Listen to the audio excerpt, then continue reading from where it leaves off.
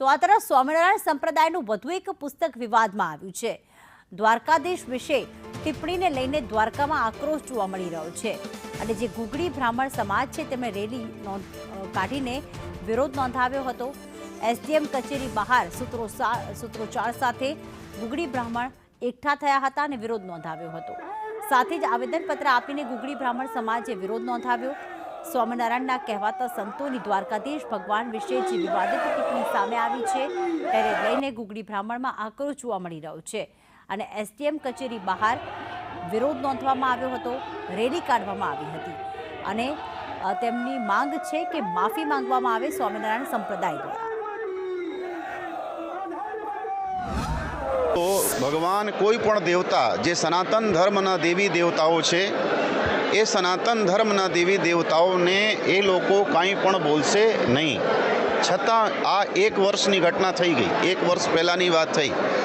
હું પણ ત્યાં હતો એક કાર્યક્રમમાં અને એ લોકોના વસ્તુઓમાં, છતાં પણ એ લોકો દ્વારકાધીશ ઉપર બોલે છે।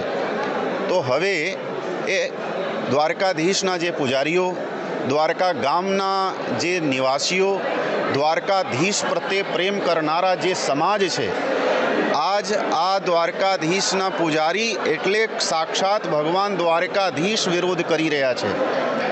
તો એ સૌ લોકોને નોંધ લેવો જોઈએ અને આ માત્ર દ્વારકાનો વિરોધ નથી, દ્વારકાધીશનો વિરોધ નથી, દ્વારકાધીશના પૂજારીઓનો વિરોધ નથી। આ સમગ્ર બ્રહ્મ સમાજ, સમગ્ર આયર સમાજ, સમગ્ર લોહાણા સમાજ અને સમગ્ર ગુજરાતવાસીઓ અને ભગવાન દ્વારકાધીશના દેશ દેશાંતરમાં રહેનારા જે એમના ભક્તો છે એ ભક્તોનો વિરોધ છે। હવે પણ સ્વામિનારાયણના સાધુઓને અને એમના સેવકોને એ ખાતરી લેવો જોઈએ કે આ ગુજરાતમાં ભગવાન દ્વારકાધીશ પાસે રહી અને એને છેતરપિંડી જે કરવાનો જે તમારો લોકોનો આ બધી વસ્તુઓ જે ચાલી રહ્યો છે એ ખરેખર સારું નથી।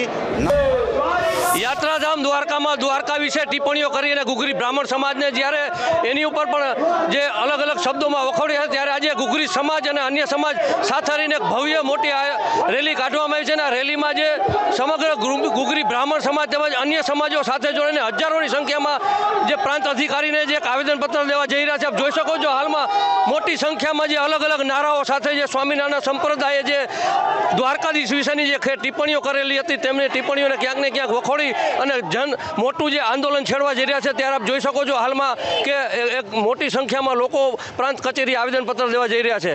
અનિલાલ, સંદેશ ન્યૂઝ, દ્વારકા।